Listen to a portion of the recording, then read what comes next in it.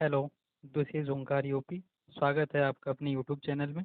उम्मीद करता हूँ आप लोग स्वस्थ होंगे। आज हम लोग इस वीडियो में यूपी ट्रिपल एस सी पेट 2021 के सेकंड शिफ्ट का सलूशन करेंगे। इससे पहले हम लोग 2021 के फर्स्ट शिफ्ट का सलूशन कर चुके हैं। अगर आपने पिछली वीडियो नहीं देखी है तो जाके देख लीजिए, लिंक डिस्क्रिप्शन में डाल दिया गया है। और इस वीडियो में हम लोग टोटल 70 क्वेश्चन डिस्कस करेंगे। इसमें हम लोग मैथ और रीजनिंग की अलग से वीडियो में डिस्कस करेंगे, और ग्राफ और तालिका के लिए भी हम लोग अलग वीडियो में डिस्कस करेंगे, क्योंकि अगर इसी वीडियो में करेंगे तो वीडियो ज़्यादा लंबी हो जाएगी। इसलिए हम लोग इसको अलग वीडियो में करेंगे। तो चलिए शुरू करते हैं अपना फर्स्ट वीडियो। मतलब फर्स्ट क्वेश्चन इसमें क्या है हमारे पास।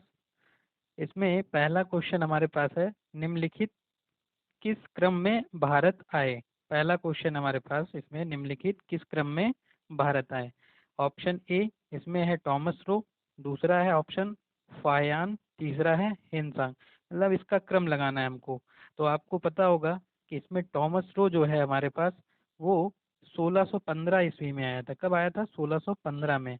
ये अंग्रेज डिप्लोमेट था, मुगल सम्राट अंग्रेज के दरबार में आया था। मुगल सम्राट जहांगीर के दरबार में आया था। और नंबर दो फायान। फायान चंद्रगुप्त द्वितीय के शासनकाल में आया था। और चंद्रगुप्त द्वितीय के शासनकाल में आया था। लगभग यह भारत में 14 वर्षों तक रहा। और 399 ईस्वी में, कब? 399 ईस्वी में ये यहाँ से भारत से वापस लौट गया था। और इसमें नंबर तीन पे है हेनसांग। हेनसांग हर्षवर्धन के शासनकाल में आया था। लगभग 630 ईसा पूर्व में आया था, और भारत में 15 वर्षों तक रहा था। तो आपको इससे पता चल गया होगा कि इसका क्रम क्या है, कि सबसे पहले आने का क्रम किसका है भारत में। तो इस क्रम में इसमें सबसे पहले हमारे पास आया फायान, उसके बाद आया हेनसांग आया, उसके बाद टॉमस रो। इसका क्रम हो जाएगा हमारे पास सेकंड और थर्ड और फर्स्ट ये हो जाएगा। तो इसमें ऑप्शन नंबर हमारे पास सी हो जाएगा इसका आंसर।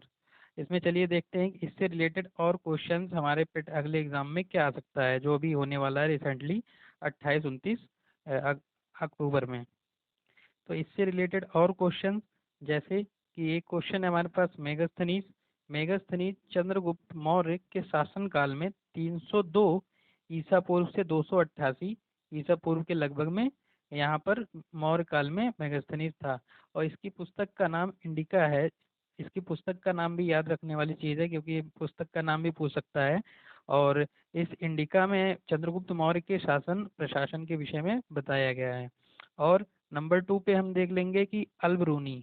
अलबरूनी महमूद गजनी के शासन काल में भारत आया था। और इसने एक किताब लिखी थी, किताब उल हिंद। तो किताब उल हिंद में इसमें भारत के विषय में इसमें बताया गया है। और नंबर तीन पे एक इब्न बतूता को हम लोग याद रखेंगे। यह मोहम्मद बिन तुगलक के शासन काल में आया था। लगभग 1333 ईसा पूर्व में आया था, और इसकी पुस्तक का नाम रिहला है। तो हम लोगों को ये देखिए, इससे काफ़ी जानकारी मिल जाती है, जैसे मेगास्थनीज की इंडिका पुस्तक और चंद्रगुप्त मौर्य के शासनकाल में आया था। अलबरूनी, इसकी पुस्तक का नाम किताब उल हिंद है, और यह महमूद गजनी के साथ भारत आया था। और इब्न बतूता, यह मोहम्मद बिन तुगलक के शासनकाल में आया था, और इसकी पुस्तक का नाम रेला है। पुस्तक इस बार क्या पता पुस्तक ही पूछ दे। तो इस तरीके से ये क्वेश्चन हमारे पास इम्पोर्टेंट हो जाते हैं 2023 पेट के लिए। नेक्स्ट क्वेश्चन हम लोग चलिए देखते हैं। नेक्स्ट क्वेश्चन हमारे पास है, सेकंड क्वेश्चन है, सिराजुद्दौला किस युद्ध में अंग्रेजों से पराजित हुआ था। तो इसमें ऑप्शन एक है बाबर, ऑप्शन दो है प्लासी, ऑप्शन थ्री है वांडीवास, और इनमें से कोई नहीं। तो इसमें हम लोग देखते हैं कि बक्सर बक्सर का युद्ध हमारे पास 1764 में हुआ था, और प्लासी का युद्ध 1757 में हुआ था, और वांडीवास का युद्ध 1760 में हुआ था। तो इसमें आपको पता होगा कि सिराजुद्दौला बंगाल का नवाब था। तो इससे पहले बंगाल के नवाब में मुर्शीद अली खान, और उसके बाद उसका पुत्र अली वर्दी खां, और अली वर्दी खां का ये क्या था, दामाद था सिराजुद्दौला। और सिराजुद्दौला से एक बहुत फेमस युद्ध है, कौन सा? उसमें 1757 में जो प्लासी का युद्ध हुआ था, सिराजुद्दौला और अंग्रेजों के बीच में हुआ था।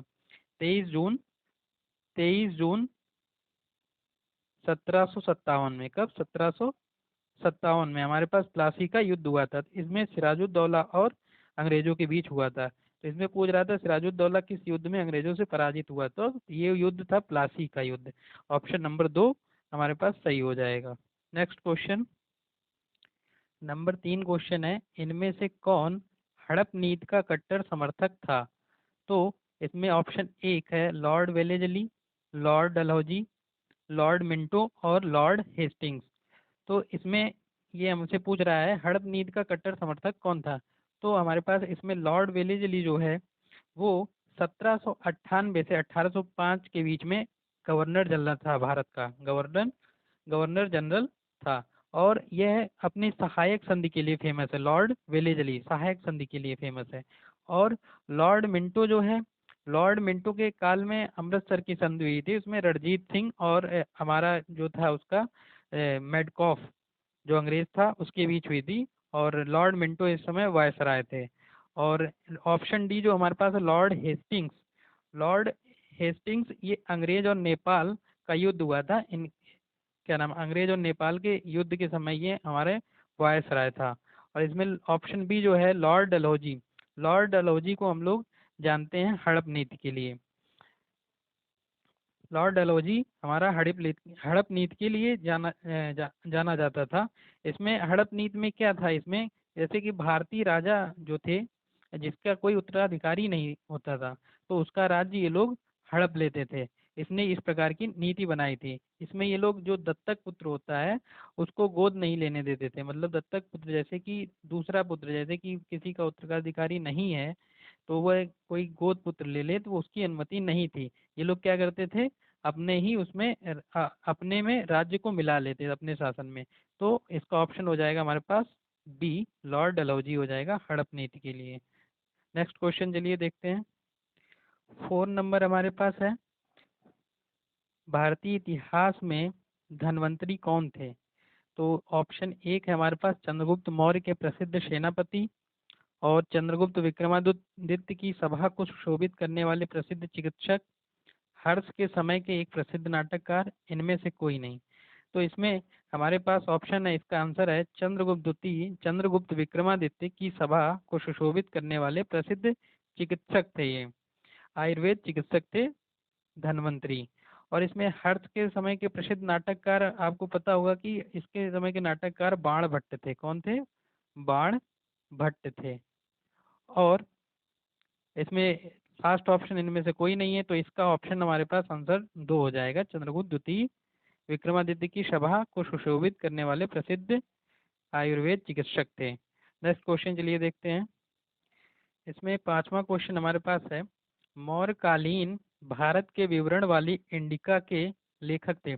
अभी अभी हम लोगों ने क्वेश्चन डिस्कस किया था कि इंडिका किसकी रचना है। तो इंडिका जो पुस्तक है ये मेगास्थनीज की रचना है। अभी हम लोगों ने डिस्कस किया था, वही देखिए क्वेश्चन इसमें आया हुआ भी है। तो इसका आंसर सीधे हो जाएगा मेगास्थनीज। और फाहियान के विषय में हम लोग डिस्कस कर ही चुके हैं, और हेनसांग भी डिस्कस कर चुके हैं। तो तो इसमें कुछ रह नहीं गया है क्वेश्चन को डिस्कस करने का। तो हमारा इसका ऑप्शन पहला ए हो जाएगा, मेगास्थनीज इंडिका पुस्तक हो जाएगी। नेक्स्ट क्वेश्चन चलिए देखते हैं।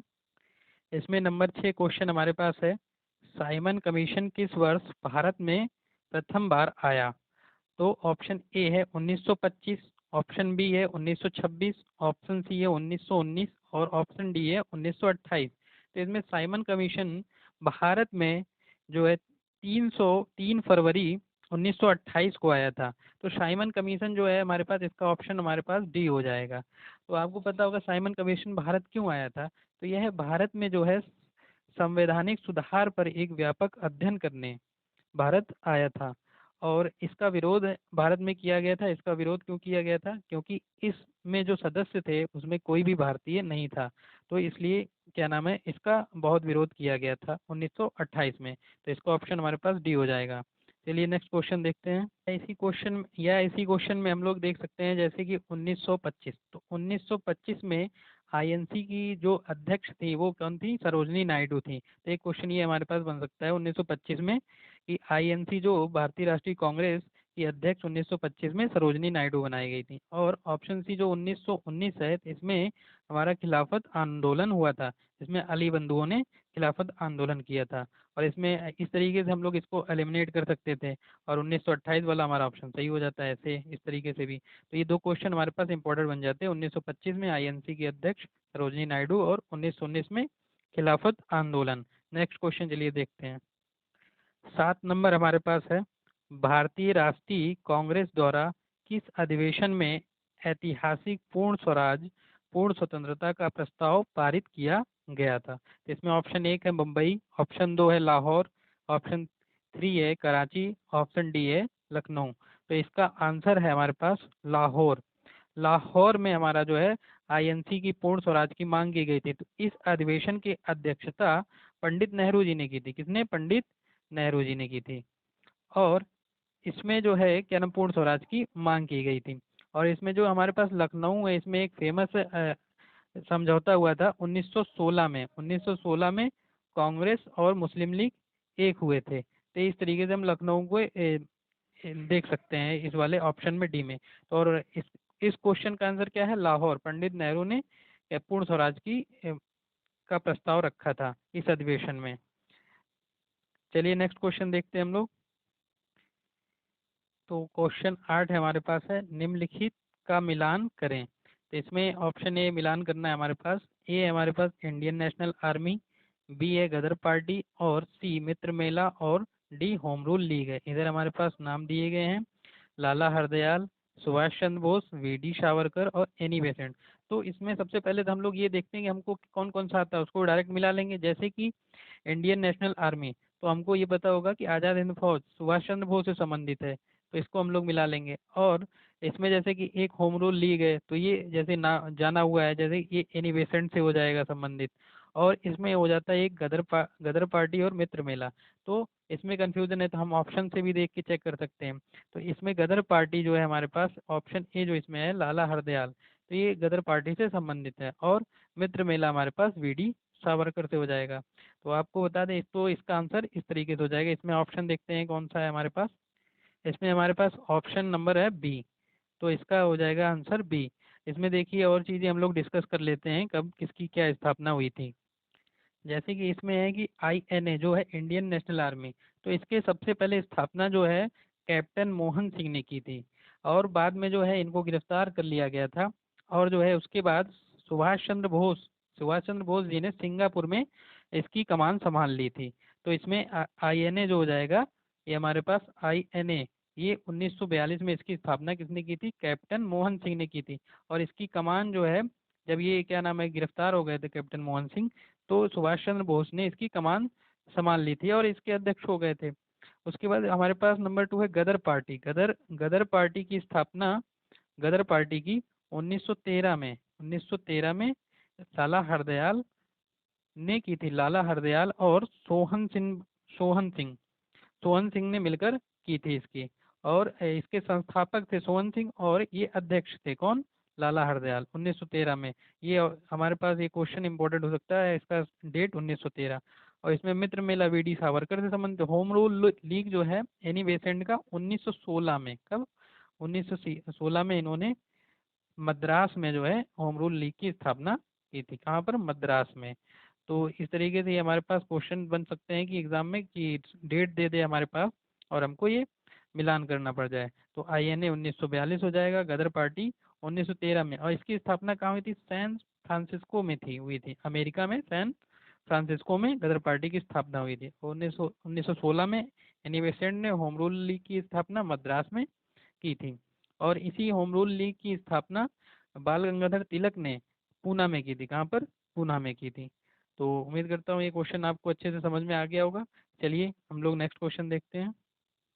तो क्वेश्चन नंबर 9 हमारे पास है, निम्न में से किसने महात्मा गांधी के खिलाफत आंदोलन से जुड़ने का विरोध किया था? खिलाफत आंदोलन से जो हमारे पास 1919 में हुआ था, तो महात्मा गांधी ने इसका सहयोग किया था। पहले इसमें हमारे पास अली बंधुओं ने इसको स्टार्ट किया था खिलाफत आंदोलन को, लेकिन इसमें फिर बाद में महात्मा गांधी ने भी सहयोग किया था। तो इसमें पूछ रहा है कि आंदोलन से जुड़ने का विरोध किसने किया था। तो इसमें ऑप्शन हमारे पास है खान अब्दुल गफ्फार खान, फजलुल हक, और नंबर सी हमारे पास मोहम्मद अली जिन्ना, और नंबर 4 है अब्दुल कलाम आज़ाद। तो इसका ऑप्शन हमारे पास सी है, इसमें मोहम्मद अली जिन्ना ने इसका विरोध किया था। और इसमें आपको पता होगा, तो इसका आंसर हो जाएगा हमारे पास सी। इसमें आपको पता होगा खान अब्दुल गफ्फार खां, तो इनको हम लोग सीमांत गांधी के नाम से भी जानते हैं। सीमांत गांधी, ये हमारे पास इंपॉर्टेंट पूछ सकता है क्वेश्चन की सीमांत गांधी किसे कहते हैं, तो खान अब्दुल गफ्फार खान को सीमांत गांधी कहा जाता है। और अबुल कलाम आज़ाद हमारे स्वतंत्र भारत के प्रथम शिक्षा मंत्री थे। तो चलिए नेक्स्ट क्वेश्चन पे हम लोग चलते हैं। इस क्वेश्चन का आंसर क्या हो जाएगा, सी Mohammad Ali Jinnah. Next question number 10, इनमें से कौन सा क्रांतिकारी संगठन काकोरी षड्यंत्र केस में शामिल था। तो ऑप्शन ए हमारे पास काकोरी षड्यंत्र में केस में शामिल था क्वेश्चन हमारे पास। तो इसका ऑप्शन एक है गदर पार्टी, और ऑप्शन बी है अनुशीलन समिति, ऑप्शन सी है अभिनव भारत ग्रुप, और ऑप्शन डी है हिंदुस्तान रिपब्लिक एसोसिएशन।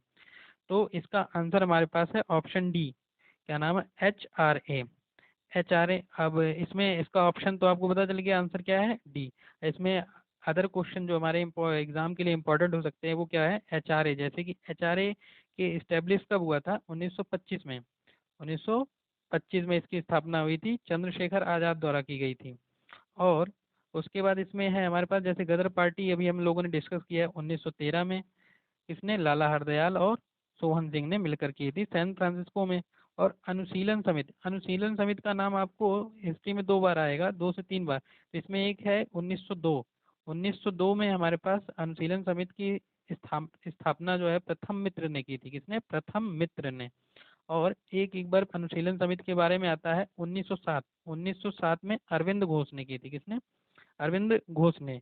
और ये ऑप्शन सी हमारे पास है अभिनव भारत। अभिनव भारत जो है किससे संबंधित है, विनोबा भावे, आचार्य विनोबा भावे से संबंधित है। तो इस तरीके से हमारे पास ये इंपॉर्टेंट क्वेश्चन हो सकते हैं, जैसे कि इनके कौन इसके संस्थापक थे ये पूछ सकता है।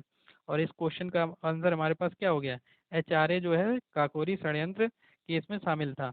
और इसमें एक करंट का क्वेश्चन हमारे पास बन सकता है, जैसे काकोरी षड्यंत्र केस है तो इसका नया नाम बदल दिया गया है, इसका नया नाम रख दिया गया है। उसका नाम क्या है, आपको पता है क्या तो इसका नया नाम रखा गया है काकोरी ट्रेन एक्शन, रख दिया गया है।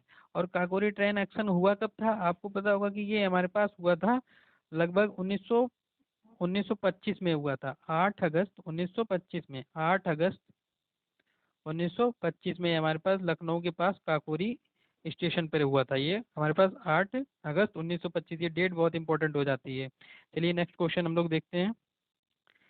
इसमें 11 नंबर क्वेश्चन है हमारे पास, नागार्जुन सागर बांध किस नदी पर बना है। ऑप्शन ए है गोदावरी, ऑप्शन बी है कृष्णा, ऑप्शन सी है गंगा, और ऑप्शन डी है कावेरी। तो इसका ऑप्शन है हमारे पास नागार्जुन सागर बांध कृष्णा नदी पे बना है, किस पे, कृष्णा नदी पे। इसका आंसर हमारे पास बी हो जाएगा। अब चलिए एक्स्ट्रा क्वेश्चन और जान सकते हैं कि क्या इम्पोर्टेंट है हमारे एग्जाम के लिए। नेक्स्ट और क्वेश्चन देखते हैं हम लोग इसमें, और क्या हो सकते हैं क्वेश्चन। जैसे कि इसमें कृष्णा नदी कहाँ से निकलती है, ये क्वेश्चन हमारे पास बन सकता है। तो कृष्णा नदी महाबलेश्वर, महाबलेश्वर पश्चिमी घाट से निकलती है। और हमारे पास है इसमें ऑप्शन ए जो है गोदावरी, गोदावरी जो है नासिक, नासिक के पास त्र्यंबक पहाड़ी से निकलती है। कहाँ से, नासिक के पास त्र्यंबक पहाड़ी से। और गंगा आपको पता होगा गोमुख गंगोत्री से निकलती है। और कावेरी कहाँ से निकलती है, कावेरी कर्नाटक में ब्रह्मगिरी पहाड़ी से निकलती है, ब्रह्मगिरी पहाड़ी से। तो ये हमारे पास पूछ सकता है, इसका उद्गम स्थल नदियों के पूछ सकता है। तो इसका ऑप्शन तो कृष्णा नदी हो गया। चलिए नेक्स्ट क्वेश्चन हम लोग देखते हैं। इसमें 12 नंबर क्वेश्चन है हमारे पास, माउंट एवरेस्ट पर प्रथम बार चढ़ाई किस वर्ष की गई। तो इसमें ऑप्शन एक है 1951, ऑप्शन बी है 1953, और ऑप्शन सी है 1955, और ऑप्शन डी है 1958। तो इसका आंसर हो जाएगा हमारे पास ऑप्शन बी 1953। तो इसका आंसर हो जाएगा 1953। इसके बारे में और जानकारी जान लेते हैं कि जैसे माउंट एवरेस्ट पे प्रथम बार चढ़ाई 1953 में किसने की थी, तेनजिंग नार्गे। कौन, तेनजिंग नार्गे ने की थी। और इसके साथ एक व्यक्ति और थे, एडमंड हिलैरी। एडमंड हिलैरी और तेनजिंग नार्गे ने इसमें माउंट एवरेस्ट पर सबसे पहले 1953 में चढ़ाई की थी। और इसमें क्वेश्चन हम लोग जान सकते हैं, जैसे कि माउंट एवरेस्ट की ऊंचाई कितनी है। तो इसकी ऊंचाई हमारे पास 8,848 मीटर है। और सबसे ऊंची चोटी है ये विश्व की। और उसके बाद एक और हम लोग क्वेश्चन इसमें जान सकते हैं, जैसे कि कंचनजंगा, आपको पता होगा कंचनजंगा।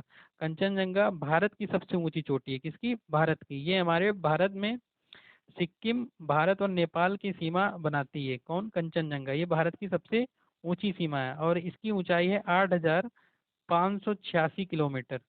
8,586 मीटर है इसकी ऊंचाई। और केटू आपको पता होगा, कंचनजंगा का केटू जो है ये पीओके पाकिस्तान ऑक्युपाइड कश्मीर का क्षेत्र है। इसमें केटू केटू की ऊंचाई है 8,611 मीटर है। ये चीन द्वारा नियंत्रित किया जाता है। ये चीन की उसमें पीओके जो है चीन द्वारा पाकिस्तान ऑक्युपाइड कश्मीर है जो चीन के नियंत्रण में है। तो 8,600 हमारे पास 11 ये हो जाएगी केटू की ऊंचाई। तो ये हमारे पास एग्जाम में पूछ सकता है कि ऊंचाई दे दी जाए और मिलाने कह दिया जाए। तो माउंट एवरेस्ट हमारे पास कितना होती है इसकी ऊंचाई? 8,848 मीटर। और कंचनजंगा की 8,586। और केटू की ऊंचाई है 8,611 मीटर। चलिए नेक्स्ट क्वेश्चन हम लोग देखते हैं। क्वेश्चन नंबर 13 हमारे पास है, भरतपुर में स्थित पक्षी अभयारण्य राष्ट्रीय उद्यान नाम है। तो भरतपुर में कौन सा पक्षी अभयारण्य है ये बताना हमको पास। ऑप्शन ए हमारे पास दिया है भैंसरोडगढ़ अभयारण्य। ऑप्शन बी हमारे पास दर्रा अभयारण्य। ऑप्शन सी हमारे पास केवला देव घाना राष्ट्रीय उद्यान। ऑप्शन डी हमारे पास घाट प्रभा अभयारण्य। तो इसका आंसर है हमारे पास ऑप्शन सी केवला देव घाना राष्ट्रीय उद्यान। ये हमारे पास भरतपुर में है। भरतपुर कहाँ पड़ता है? ये हमारे राजस्थान में पड़ता है। कहाँ? राजस्थान में।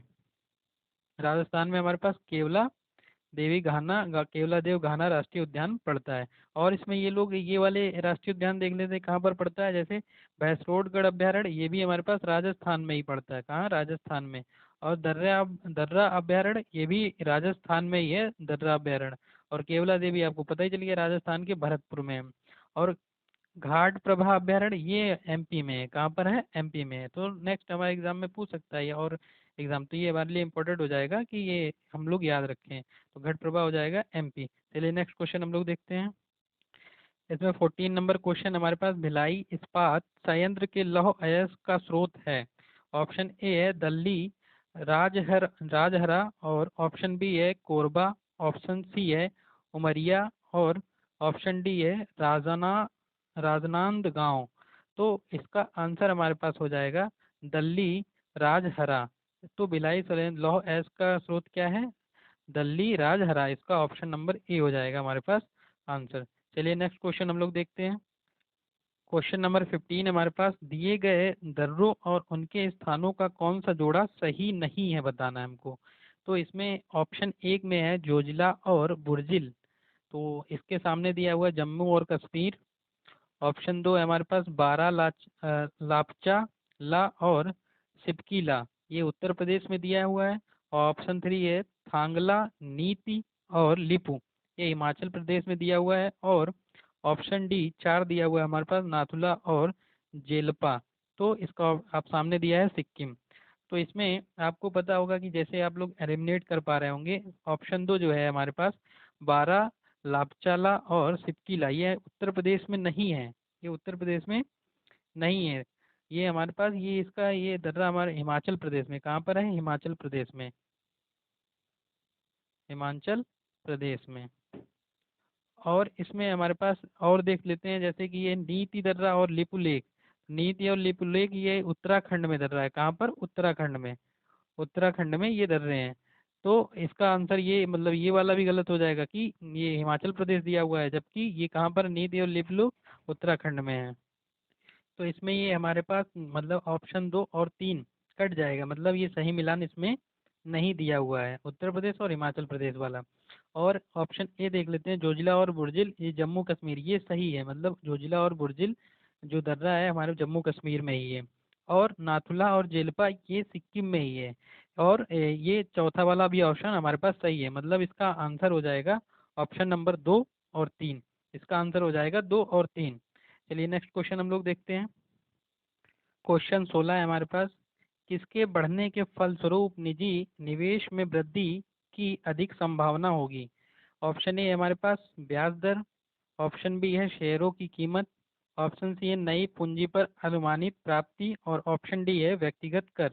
तो इसका आंसर हो जाएगा हमारे पास निजी निवेश में वृद्धि की अधिक संभावना कब हो जाएगी? नई पूंजी पर अनुमानित प्राप्ति। अगर हम कोई भी धन जमा करते हैं, अगर निजी निवेश में लगाते हैं, उसमें अगर वो बढ़ता है तो उसमें क्या हो जाएगा? नई पूंजी पर अनुमानित प्राप्ति हमारा क्या हो जाएगा? ये बढ़ेगा, तभी हमारे पास निजी निवेश में वृद्धि होगी अगर पूंजी में। तो इसका ऑप्शन हो जाएगा सी हमारे पास। तो चलिए नेक्स्ट क्वेश्चन हम लोग देखते हैं। क्वेश्चन नंबर 17 हमारे पास है, भारत की राष्ट्रीय आय का आकलन करने वाली संस्था है। तो इसमें ऑप्शन ए हमारे पास आरबीआई, ऑप्शन बी है हमारे पास नीति आयोग, ऑप्शन सी है हमारे पास वित्त मंत्रालय, ऑप्शन डी है केंद्रीय सांख्यिकी संगठन। तो इसमें राष्ट्रीय आय का आकलन केंद्रीय सांख्यिकी संगठन द्वारा किया जाता है, सेंट्रल स्टैटिकल ऑर्गेनाइजेशन द्वारा किया जाता है। तो इसका आंसर हो जाएगा डी हो जाएगा हमारे पास। और इसमें हम लोग और क्वेश्चन जान लेते हैं, जैसे आरबीआई की इस्टेब्लिशमेंट 1935 में हुई थी, और नीति आयोग की स्थापना कब हुई थी? 1 जनवरी 2015 में। ये हमारा जब योजना आयोग जो है, पंचवर्षीय योजना जब खत्म हुई थी, उसकी जगह पे हमारे पास क्या आया? नीति आयोग की स्थापना हुई 1 जनवरी 2015 से। और इसमें वित्त मंत्रालय, तो वित्त मंत्रालय की स्थापना हुई थी 1946 में। और इसमें सबसे पहले वित्त मंत्री कौन थे? तो इसमें सबसे पहले वित्त मंत्री, क्वेश्चन आ सकता है पहले वित्त मंत्री कौन थे? तो षणमुख शेट्टी जो है, षणमुख शेट्टी थे हमारे पहले वित्त मंत्री। और जो ये हमारे पास नीति आयोग है, नीति आयोग के करंट सीईओ कौन है? तो इसके करंट सीईओ है हमारे पास BVR सुब्रमण्यम। ये हमारे पास क्वेश्चन इंपॉर्टेंट हो सकता है नीति आयोग के सीईओ की। BVR सुब्रमण्यम क्या कौन है? नीति आयोग के सीईओ। और आरबीआई के गवर्नर कौन है? शक्तिकांत दास हैं। और इसका ऑप्शन हमारे पास कौन सा है? मतलब राष्ट्रीय आय का आकलन केंद्रीय सांख्यिकी संगठन करता है। ऑप्शन डी इसका आंसर सही हो जाएगा। तो उम्मीद करता हूँ इसमें आपको सब कुछ समझ में आ गया होगा। चलिए हम लोग नेक्स्ट क्वेश्चन देखते हैं। तो इसमें क्वेश्चन हमारे पास 18 है, सेवा क्षेत्र का दूसरा नाम क्या है? तो ऑप्शन ए हमारे पास तृतीयक, ऑप्शन बी हमारे पास प्राथमिक, ऑप्शन सी हमारे पास द्वितीयक, और ऑप्शन डी है कृषि। तो आपको इसका आंसर है हमारे पास ए तृतीयक। सेवा क्षेत्र का नाम है तृतीयक। तो आपको पता होगा कि अर्थव्यवस्था में 3 क्षेत्र होते हैं। कौन कौन से 3 क्षेत्र होते हैं हमारे पास? एक होता है हमारे पास प्राइमरी, एक होता है हमारे पास प्राइमरी, और दूसरा होता है द्वितीयक सेकेंडरी, और होता है हमारे पास थर्डरी जो है थर्ड, मतलब तृतीय क्षेत्र। 3 क्षेत्र होते हैं। तो प्राइमरी में हमारा क्या आता है? एग्रीकल्चर आता है। एग्रीकल्चर भी जो एक्टिविटीज़ होती हैं वो प्राथमिक क्षेत्र में आता है। और द्वितीय क्षेत्र में हमारे पास विनिर्माण हो जाता है, जैसे कि उद्योग धंधे आ जाते हैं, ये हमारे पास द्वितीय क्षेत्र में आते हैं। और तृतीय क्षेत्र में हमारे पास क्या आता है? सेवा आ जाती है, मतलब ये जॉब्स वगैरह आ जाती हैं, गवर्नमेंट प्राइवेट, ये सेवा क्षेत्र हो जाता है। और तो हमारी अर्थव्यवस्था में ये 3 क्षेत्र होते हैं। तो चलिए नेक्स्ट क्वेश्चन हम लोग देखते हैं। इसमें 19 नंबर क्वेश्चन हमारे पास है, भारत में श्वेत क्रांति के जनक के रूप में कौन जाना जाता है? ऑप्शन ए हमारे पास बलवंत राय मेहता, ऑप्शन बी है doctor Verghese Kurien, option C है M S Swaminathan, option D हमारे पास नॉर्मन एडवर्ग। तो इसमें हमारे पास इसका आंसर हो जाएगा श्वेत क्रांति के जन्मदाता भारत में डॉक्टर वर्गीज कुरियन को जाना जाता है। ऑप्शन नंबर बी इसका सही हो जाएगा। और जो ऑप्शन दिए गए हैं उनके बारे में जान लेते हैं कि किससे संबंधित। जैसे बलवंत राय मेहता, ये पंचायती राज से संबंधित है। पंचायती राज व्यवस्था का गठन करने के लिए इनको जाना जाता है। तो ये समिति बनाई गई थी पंचायती राज व्यवस्था के लिए। तो बलवंत राय मेहता पंचायती राज व्यवस्था से संबंधित हो जाएंगे। और इसमें जो है MS स्वामीनाथन जो है, इनको हम लोग MS स्वामीनाथन को हम लोग ग्रीन रेवोल्यूशन के लिए जानते हैं, हरित क्रांति के जन्मदाता के रूप में जानते हैं भारत में। और ऑप्शन डी जो हमारे पास है नॉर्मन एडवर्ग, इनको हम लोग विश्व विश्व के मतलब इनको हरित क्रांति के जन्मदाता के रूप में जानते हैं, नॉर्मन एडवर्ग। विश्व के हमारे पास हरित क्रांति के जन्मदाता नॉर्मन एडवर्ग, और भारत में हरित क्रांति के जन्मदाता कौन है? MS स्वामीनाथन को जाना जाता है। और डॉक्टर वर्गीज कुरियन हमारे हो जाएंगे श्वेत क्रांति, जो हमारे पास कब 1980 के दशक में हमारे पास ये क्या नाम है श्वेत क्रांति हुई थी। और हरित क्रांति हमारे पास 1960 के दशक में हुई थी, करीब 1960 के 70 के दशक में। ठीक है, तो आपको ये क्वेश्चन समझ में आ गया होगा। चलिए नेक्स्ट क्वेश्चन हम लोग देखते हैं। इसमें क्वेश्चन नंबर 20 हमारे पास है, भारत में आर्थिक सुधार 1991 के दौरान प्रधानमंत्री कौन थे? ऑप्शन ए है पीवी नरसिम्हा राव, ऑप्शन बी है अटल बिहारी वाजपेयी, ऑप्शन सी है डॉक्टर मनमोहन सिंह और ऑप्शन डी है इनमें से कोई नहीं। तो इसका आंसर हो जाएगा हमारे पास पीवी नरसिम्हा राव। ये हमारे पास 1991 के दौरान पीएम थे। तो चलिए नेक्स्ट क्वेश्चन हम लोग देखते हैं अपना। क्वेश्चन 21 हमारे पास है, भारत के संविधान में इनमें से क्या राज्य सूची में सम्मिलित नहीं है? ऑप्शन ए हमारे पास पुलिस, ऑप्शन बी है कानून और व्यवस्था, ऑप्शन सी है जेल और ऑप्शन डी है दंड प्रक्रिया संहिता। तो इसमें राज्य सूची का विषय नहीं है। ऑप्शन हमारे पास इसका हो जाएगा डी, इसका सही आंसर हो जाएगा। सीआरसी हमारे पास नहीं है इसका। और इसमें हम लोग और क्वेश्चन जान लेते हैं, जैसे कि पुलिस और कानून और व्यवस्था और जेल, ये हमारे राज्य सूची के विषय हैं। तो आपको पता है होगा कि भारतीय संविधान में 3 प्रकार की सूचियां हैं। एक हमारे पास संघ सूची है, दूसरी राज्य सूची और तीसरी समवर्ती सूची। तो हमारे पास जो है संघ संघ सूची में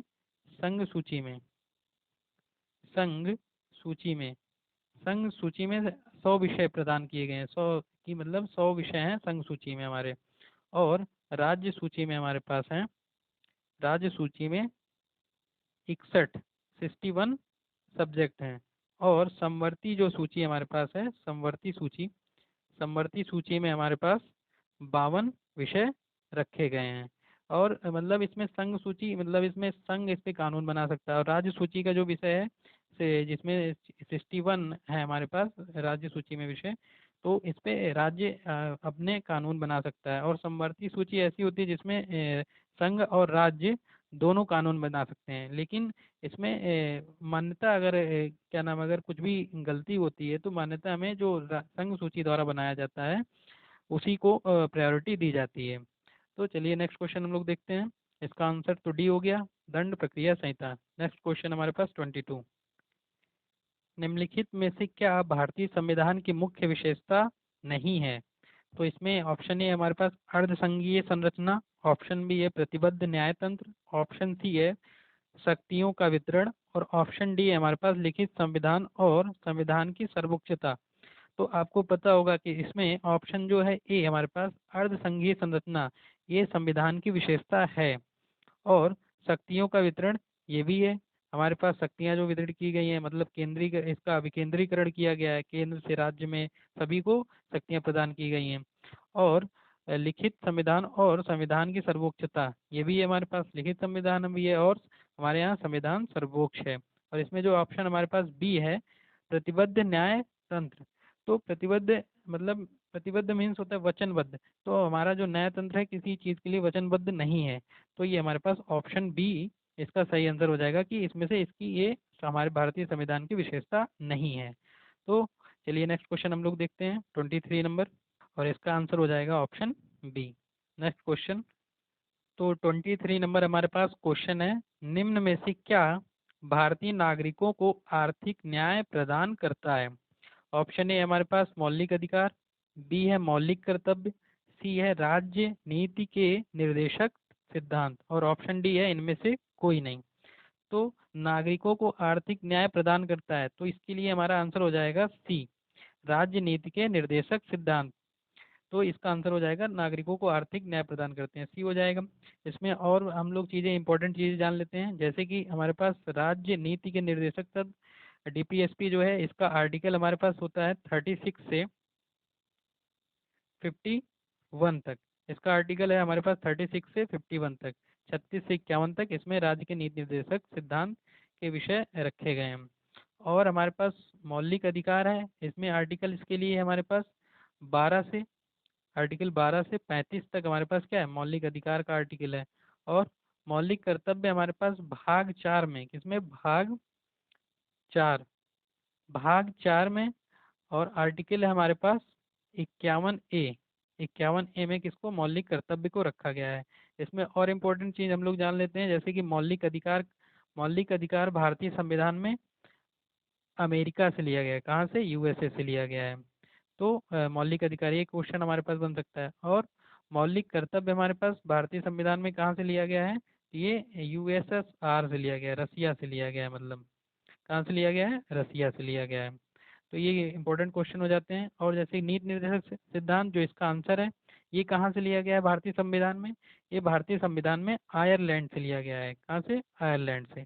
तो उम्मीद करता हूँ आपको ये क्वेश्चन पूरे समझ में आ गए होंगे। चलिए नेक्स्ट क्वेश्चन देखते हैं। इसमें 24 नंबर हमारे पास क्वेश्चन है, भारतीय संविधान का कौन सा अनुच्छेद राज्य सरकारों को ग्राम पंचायतों के आयोजन के लिए निर्देशित करता है। इसमें ग्राम पंचायत का आर्टिकल बताना है आपको। तो इसमें ऑप्शन ए है आर्टिकल 38 और आर्टिकल 40, ऑप्शन बी है ऑप्शन ऑप्शन सी है आर्टिकल 44 और ऑप्शन डी है आर्टिकल 46। तो इसका आंसर हो जाएगा हमारे पास ग्राम पंचायतों के लिए आर्टिकल ऑप्शन बी हो जाएगा। आर्टिकल 40 में हमारे पास ग्राम पंचायतों के बारे में उल्लेख किया गया है। और इसमें जैसे कि आर्टिकल 38 में क्या है हम लोग जानते हैं।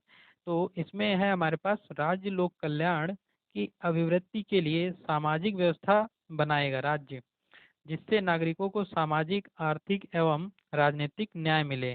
तो ये हमारे पास आर्टिकल 38 में है। तो और आर्टिकल 44 में हमारे पास है नागरिकों के लिए एक समान सिविल संहिता। तो इसके विषय में 44 में बताया गया है। और आर्टिकल 46 में हमारे पास SC ST और दुर्बल वर्ग के हितों की रक्षा के लिए आर्टिकल 46 में बताया गया है। ये सभी बेसिकली आर्टिकल हमारे पास DPSP जो हमारी है, राज्य के नीति निर्देशक सिद्धांत, उसी के अंतर्गत आते हैं इसमें। तो चलिए नेक्स्ट क्वेश्चन हम लोग देखते हैं।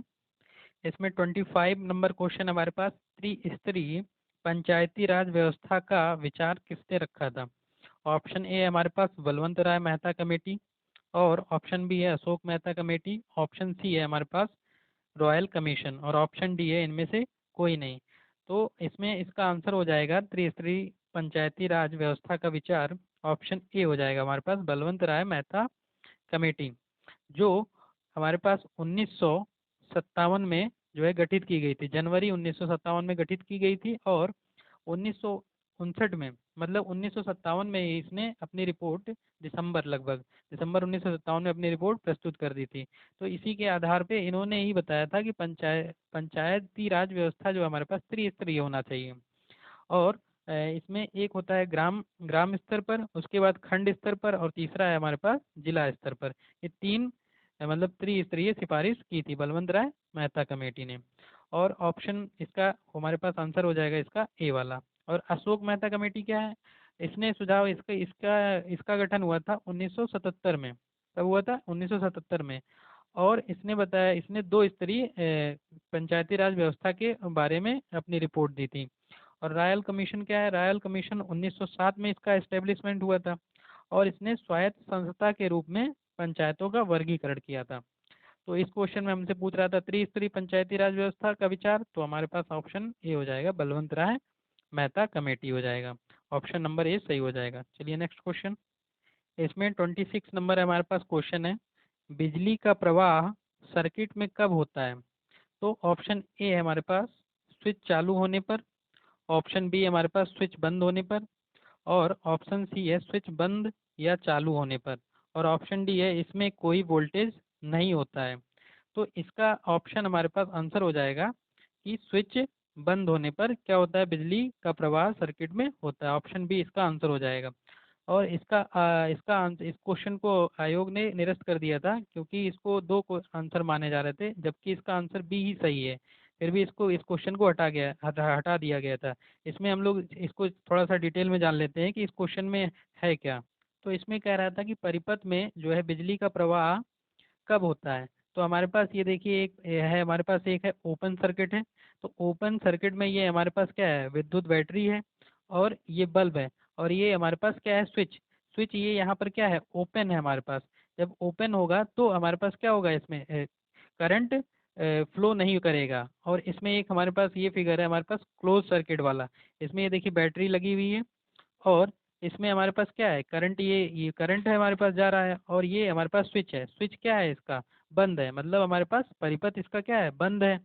तो इसलिए इसमें क्या हो जाएगा, ये बल्ब जल जाएगा। मतलब ये हमारे पास इसका आंसर क्या होना चाहिए था, क्लोज्ड सर्किट।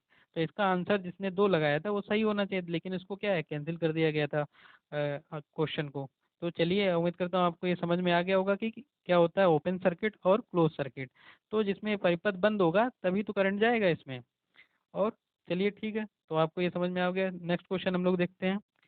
इसमें 27 नंबर क्वेश्चन हमारे पास, प्रतिरोध की एसआई इकाई क्या है? ऑप्शन ए है हमारे पास फैराडे, ऑप्शन बी है हमारे पास ओम, ऑप्शन सी है हमारे पास वोल्ट, और ऑप्शन डी है हमारे पास एम्पियर।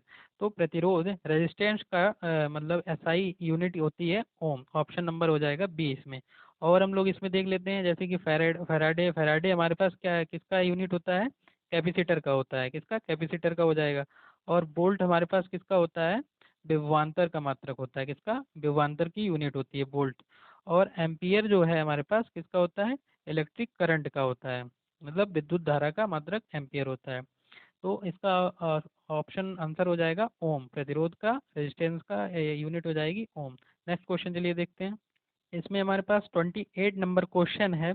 नींबू का खट्टा स्वाद इनमें से किसकी उपस्थिति के कारण होता है? ऑप्शन ए हमारे पास सिट्रिक अम्ल, ऑप्शन बी हमारे पास एसिटिक अम्ल, और ऑप्शन सी हमारे पास ऑक्जेलिक अम्ल, और ऑप्शन डी हमारे पास फॉर्मिक अम्ल। तो इसका आंसर हो जाएगा हमारे पास नींबू का खट्टा स्वाद होता है साइट्रिक अम्ल के लिए। तो ऑप्शन ए इसका आंसर सही हो जाएगा। अच्छा, एसिटिक अम्ल हमारे पास किस में पाया जाता है? सिरके में पाया जाता है। और ऑक्जेलिक अम्ल ये इसका यूज होता है हमारे कपड़े धोने में, जैसे कि दाग वगैरह लग जाते हैं, स्याही वगैरह का दाग, तो इसका ऑक्जेलिक अम्ल का यूज होता है। और फॉर्मिक अम्ल हमारे पास होता है वस्त्रों और कागज की रंगाई के लिए, हमारे पास फॉर्मिक अम्ल का यूज किया जाता है। तो चलिए नेक्स्ट क्वेश्चन हम लोग देखते हैं। 29 नंबर क्वेश्चन है हमारे पास, कर्कटजनक रसायन से होता है। ऑप्शन ए हमारे पास कर्कटजनक रसायन से होता है, ऑप्शन ए हमारे पास हृदय रोग, ऑप्शन बी हमारे पास मधुमेह, ऑप्शन सी हमारे पास कैंसर, और ऑप्शन डी हमारे पास दमा अस्थमा। तो इसका हमारे पास आंसर हो जाएगा कर्कटजनक रोग हमारे पास होता है रसायन से होता है, मतलब कैंसर होता है। कर्कटजनक रसायन से होता है कैंसर। ऑप्शन सी इसका आंसर सही हो जाएगा। और इसमें हम लोग डिटेल में जानते हैं, जैसे कि मधुमेह मधुमेह जो होता है, मधुमेह वाला रोग, तो ये हमारे पास होता है इंसुलिन की कमी से होता है। मधुमेह रोग, इसको डायबिटीज बोलते हैं इंग्लिश में। तो ये होता है इंसुलिन की कमी से। और ये दमा दमा में क्या होता है? ये श्वास की समस्या होती है, इसमें श्वास लेने में दिक्कत होने लगती है दमा में। और इसमें हृदय रोग होता है जब हमारे पास हाई ब्लड प्रेशर हो जाता है, तो ये हृदय रोग हो जाता है हमारे पास। ठीक है, तो हम इस तरीके से इसको एलिमिनेट भी कर सकते थे, और तो हम सी ऑप्शन लगा सकते थे इसका। चलिए नेक्स्ट क्वेश्चन देखते हैं। नेक्स्ट 30 नंबर क्वेश्चन हमारे पास, त्वचा की ऊपरी सतह क्या कहलाती है? तो इसमें ऑप्शन ए है हमारे पास अंतःचर्म, और ऑप्शन बी हमारे पास अधिचर्म, और ऑप्शन सी हमारे पास चर्म, और ऑप्शन डी हमारे पास विशिष्ट चर्म। तो इसका आंसर हो जाएगा हमारे पास बी, एपी एपिडर्मिस, मतलब अधिचर्म इसका आंसर हो जाएगा। इसको थोड़ा सा डिटेल में जान लेते हैं। जैसे कि इसमें त्वचा की कितनी परत होती है? जैसे त्वचा की हमारे पास 3 परतें होती हैं हमारे पास। तो इस क्वेश्चन में हमारे पास क्या होता है, जो हमारे स्किन की लेयर होती है, वो हमारे पास स्किन की 3 लेयर होती हैं। कौन कौन सी होती हैं? एक हमारे पास होता है, पहली लेयर होती है एपिडर्मिस। कौन सी होती है? Epidermis, EPIDERMIS, epidermis. और सेकंड लेयर होती है हमारे पास डर्मिस होती है। कौन सी? डर्मिस होती है, DERMIS, डर्मिस। और थर्ड लेयर होती है हमारे पास हाइपोडर्मिस, HYPODERMIS। ये हमारे पास होती हैं 3 लेयर्स स्किन की। और इसमें जो ये और ऑप्शन है, जैसे कि एंडोडर्मिस, ये हमारे पास ये नहीं होता है स्किन में, ये हमारे पौधों में होता है एंडोडर्मिस, तो ये हमारे पास कैंसिल हो जाता है। और जो ये हमारे पास डी ऑप्शन है विशिष्ट चर्म स्पेशियल डर्मिस, तो ये हमारे पास ये भी ऑप्शन नहीं होता, ये कुछ ये नहीं होता है एक तरीके से। तो स्किन की जो लेयर्स होती हैं ये केवल 3 होती हैं। कौन सी? एपिडर्मिस, और डर्मिस, और हाइपोडर्मिस।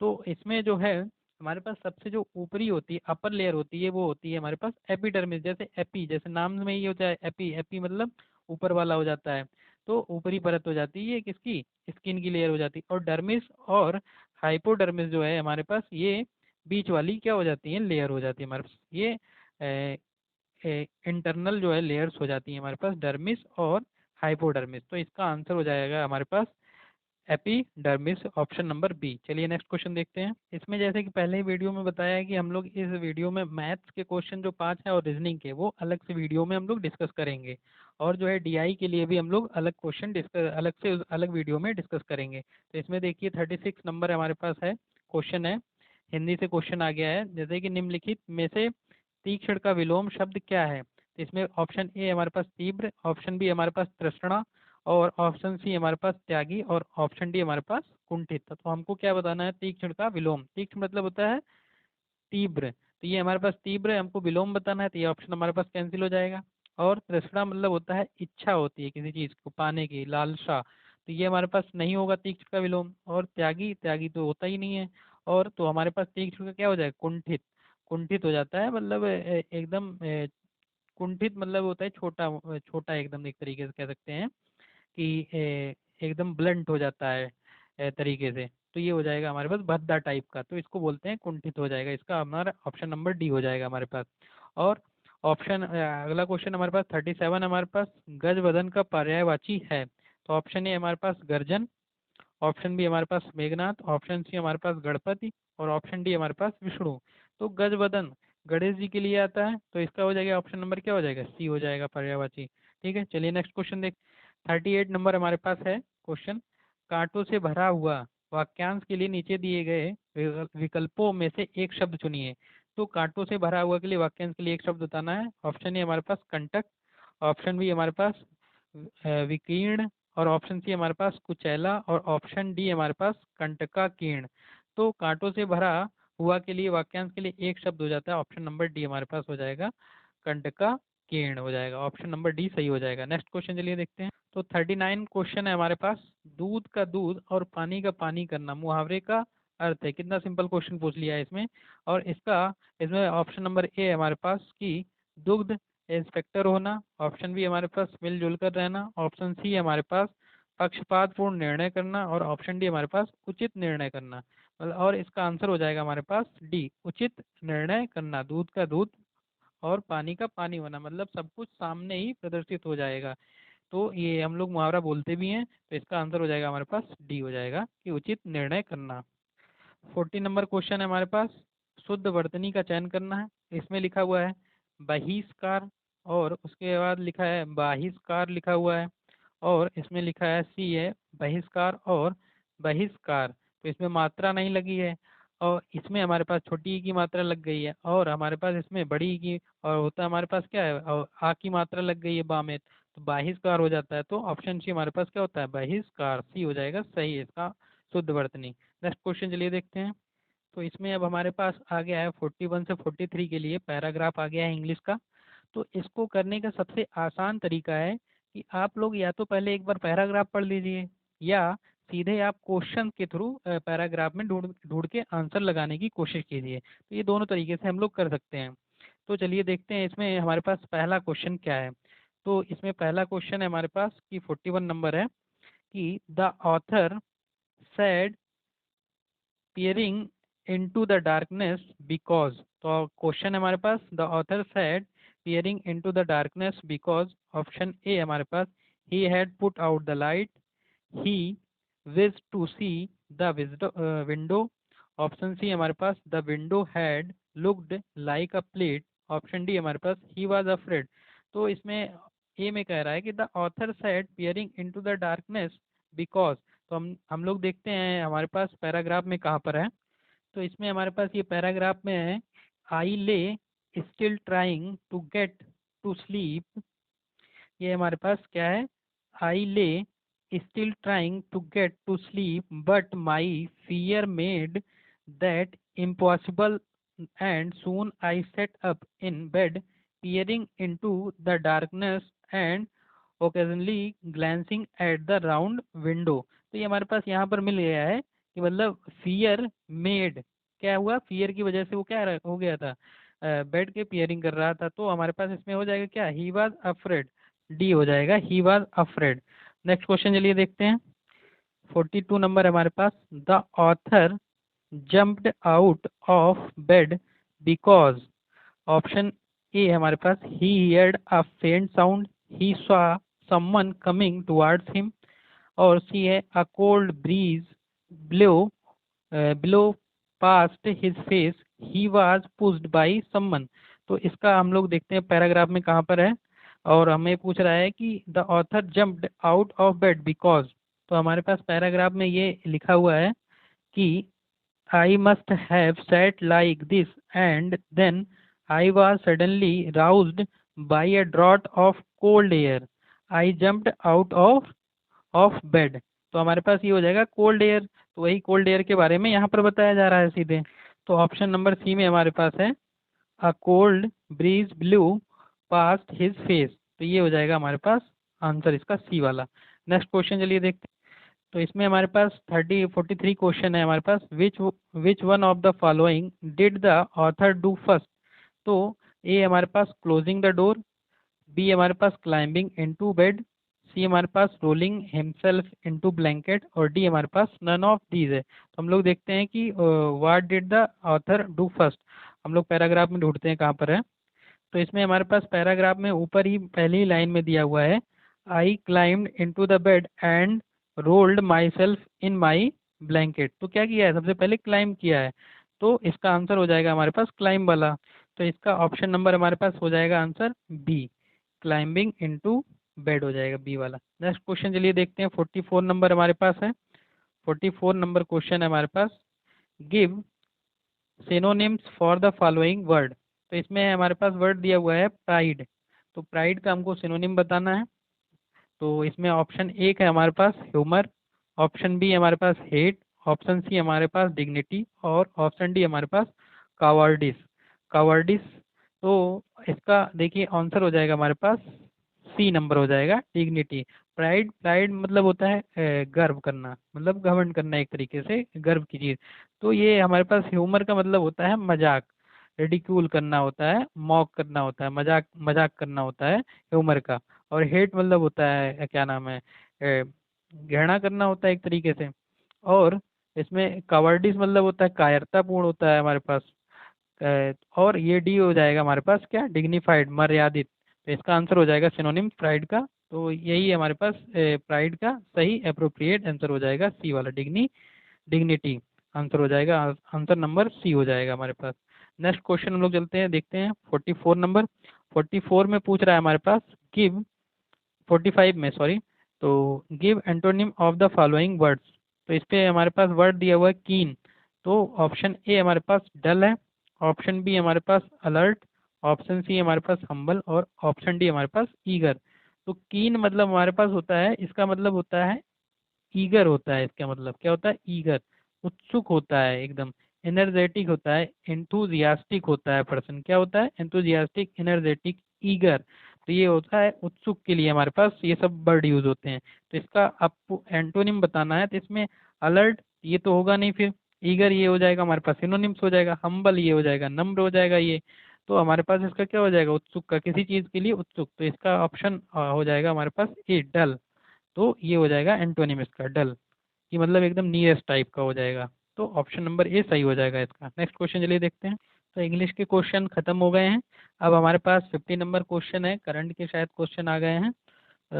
इसमें हम लोग देखते हैं 51 नंबर पे हमारे पास क्वेश्चन है। 51 नंबर है क्वेश्चन हमारे पास, भारत के उस प्रथम राज्य का नाम क्या है जिसने अपने सभी निवासियों को स्वास्थ्य बीमा प्रदान किया था। ऑप्शन ए हमारे पास Gujarat, option B Telangana, option C Rajasthan, और ऑप्शन डी कर्नाटक। तो इसका आंसर हमारे पास सी है, कर्नाटक, राजस्थान। तो नेक्स्ट क्वेश्चन चलिए देखते हैं। इसमें कुछ विषय डिस्कस करने वाला है नहीं, ये पिछले करंट के बारे में पूछ रहा है। तो हम लोगों को अभी करंट ये तो आएगा नहीं।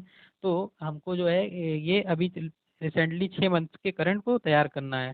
तो इसको हम लोग जल्दी जल्दी डिस्कस कर लेते हैं। तो इसमें अगला क्वेश्चन हमारे पास है कि 52 नंबर क्वेश्चन है, आरबीआई ने 22 जुलाई 2021 से किस भुगतान तंत्र को नए कार्ड जारी करने पर प्रतिबंध लगा दिया है। तो ऑप्शन ए हमारे पास मास्टर कार्ड, ऑप्शन बी हमारे पास वीजा, ऑप्शन सी है रुपे, और ऑप्शन डी इनमें से कोई नहीं। तो इसका आंसर है हमारे पास मास्टर कार्ड। मास्टर कार्ड पे क्या किया था, जुलाई 2021 में प्रतिबंध लगा दिया था।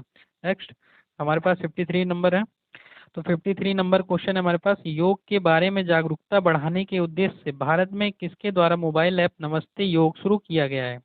ऑप्शन ए हमारे पास स्वास्थ्य एवं परिवार कल्याण मंत्रालय, ऑप्शन बी है गृह मंत्रालय, ऑप्शन सी है आयुष मंत्रालय और ऑप्शन डी इनमें से कोई नहीं। तो इसका आंसर हमारे पास ऑप्शन सी आयुष मंत्रालय। नेक्स्ट क्वेश्चन, इसमें 54 नंबर हमारे पास, टोक्यो पैरालंपिक 2021 में किसको भारतीय दल के ध्वजवाहक के लिए नामित किया गया था?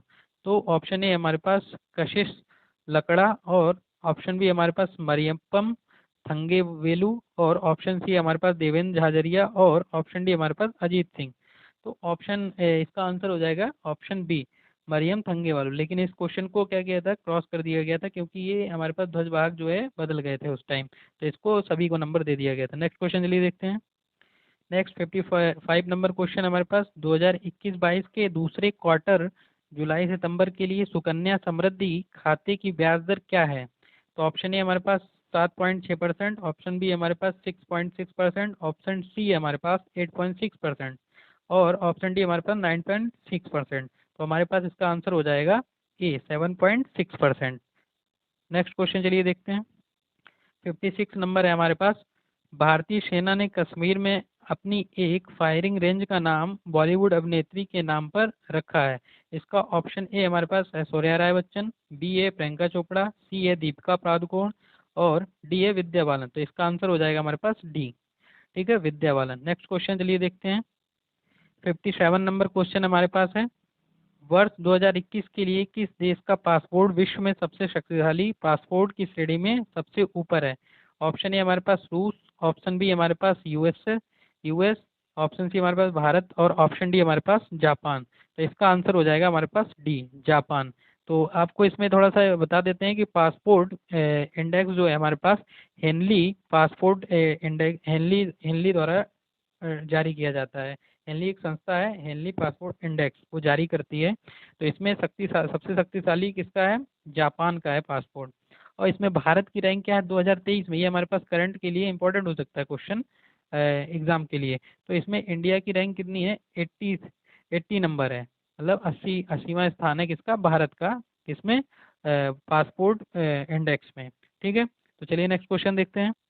इसमें 58 नंबर हमारे पास है क्वेश्चन, तमिलनाडु विधानसभा 2021 का चुनाव किस राजनीतिक दल ने जीता? तो ऑप्शन ए हमारे पास डीएमके, ऑप्शन बी हमारे पास बीजेपी, ऑप्शन सी हमारे पास एआईएडीएमके और ऑप्शन डी हमारे पास पीएमके। तो इसका आंसर हो जाएगा हमारे पास डीएमके ने तमिलनाडु में जीता था, ऑप्शन ए हो जाएगा सही। नेक्स्ट क्वेश्चन, इसमें 59 क्वेश्चन हमारे पास, वैश्विक शांति सूचकांक 2021 में कौन सा देश शीर्ष पर है? तो ऑप्शन ए हमारे पास डेनमार्क, ऑप्शन बी हमारे पास न्यूजीलैंड, ऑप्शन सी है आइसलैंड और ऑप्शन डी है पुर्तगाल। तो इसका आंसर हो जाएगा हमारे पास सी, आइसलैंड ने विश्व शांति सूचकांक में मतलब फर्स्ट शीर्ष पर रहा था, आइसलैंड हो जाएगा इसका आंसर। नेक्स्ट क्वेश्चन चलिए। 60 नंबर क्वेश्चन हमारे पास, कौन सी राज्य सरकार ने मुख्यमंत्री दलित सशक्तिकरण योजना को लागू किया है? ऑप्शन ए है तेलंगाना, ऑप्शन बी है आंध्र प्रदेश, ऑप्शन सी है तमिलनाडु और ऑप्शन डी है बिहार। तो इसका आंसर हो जाएगा हमारे पास ए, तमिलनाडु। नेक्स्ट क्वेश्चन हमारे पास 61 क्वेश्चन है कि निम्नलिखित में से किस देश को थंडर ड्रैगन की भूमि के नाम से जाना जाता है? ऑप्शन ए है जापान, ऑप्शन बी है भूटान और ऑप्शन सी है नेपाल और ऑप्शन डी है श्रीलंका। तो इसमें थंडर ड्रैगन के नाम से हम लोग भूटान को जानते हैं, ऑप्शन नंबर बी सही हो जाएगा। और केवल ड्रैगन हम लोग किसको जानते हैं? ड्रैगन के नाम से हम लोग किसको जानते हैं? चीन को जानते हैं, ठीक है। तो चलिए नेक्स्ट क्वेश्चन हम लोग देखते हैं। 62 नंबर हमारे पास, रियाद किस देश की राजधानी है? तो ऑप्शन ए हमारे पास म्यांमार और ऑप्शन बी हमारे पास बांग्लादेश और ऑप्शन सी हमारे पास सऊदी अरब, ऑप्शन डी है हमारे पास इनमें से कोई नहीं। तो रियाद है हमारे पास ऑप्शन सी, सऊदी अरब की कैपिटल है रियाद। और इसमें हमारे पास ऑप्शन ए जो है हमारे पास म्यांमार की कैपिटल है हमारे पास नायब पीडो। क्या है? नायब पीडो हमारे पास म्यांमार की है। और बांग्लादेश की हमारे पास क्या है कैपिटल? बांग्लादेश की हमारे पास ढाका है। और अगर इसमें मुद्रा कैपिटल करेंसी की बात करें तो म्यांमार में हमारे पास क्यात मुद्रा चलती है। कौन सी? क्यात, म्यांमारी क्यात, क्यात हमारे पास इसकी करेंसी है। और बांग्लादेश में हमारे पास टका चलता है। क्या चलता है? टका। इसकी क्या है करेंसी? टका है। चलिए नेक्स्ट क्वेश्चन हम लोग डिस्कस करते हैं। तो इसमें 63 नंबर क्वेश्चन है हमारे पास। क्षेत्रफल की दृष्टि से भारत का निम्न में से कौन सा राज्य सबसे छोटा है? नंबर ए है हमारे पास सिक्किम, बी ऑप्शन है गोवा, सी ऑप्शन है मेघालय और डी ऑप्शन है मिजोरम। तो इसमें क्षेत्रफल की दृष्टि से भारत का सबसे छोटा राज्य, तो इसमें हमारे पास ऑप्शन हो जाएगा बी गोवा। तो ये क्षेत्रफल की दृष्टि से सबसे छोटा राज्य है गोवा भारत का। और इसी में क्वेश्चन हमारे पास पूछ सकता है कि जनसंख्या की दृष्टि से भारत का सबसे छोटा राज्य, तो उसका आंसर हो जाएगा हमारे पास सिक्किम। कौन सा हो जाएगा? सिक्किम हमारे पास क्या हो जाएगा? जनसंख्या की दृष्टि से सबसे छोटा राज्य सिक्किम हो जाएगा इसका आंसर, और क्षेत्रफल की दृष्टि से गोवा हो ही जाएगा। नेक्स्ट क्वेश्चन चलिए देखते हैं। नेक्स्ट क्वेश्चन 64 नंबर है हमारे पास। राज्यसभा के चुने हुए सदस्यों का कार्यकाल कितने वर्ष का होता है? ऑप्शन ए हमारे पास 2 वर्ष, ऑप्शन बी हमारे पास 4 वर्ष, ऑप्शन सी हमारे पास 6 वर्ष और ऑप्शन डी हमारे पास 8 वर्ष। तो राज्यसभा का कार्यकाल, तो इसका हमारे पास आंसर हो जाएगा सी, 6 वर्ष होता है। और आपको बता दें जानकारी के लिए कि राज्यसभा जो हमारे पास है, लेजिस्लेटिव असेंबली, ये कभी भंग नहीं होती है। तो इसके कभी भंग नहीं होती है और इसका कार्यकाल हमेशा 6 वर्ष का होता है। इसमें 2/3 सदस्य हमेशा क्या होता है, निर्वाचित होते रहते हैं। और नेक्स्ट क्वेश्चन इसमें चलिए देखते हैं अगला 65 नंबर। इसमें 65 नंबर है हमारे पास। विश्व में संयुक्त राष्ट्र दिवस कब मनाया जाता है? तो ऑप्शन ए हमारे पास 20 अक्टूबर, ऑप्शन बी हमारे पास 24 अक्टूबर, ऑप्शन सी हमारे पास 27 नवंबर और ऑप्शन डी हमारे पास 30 नवंबर।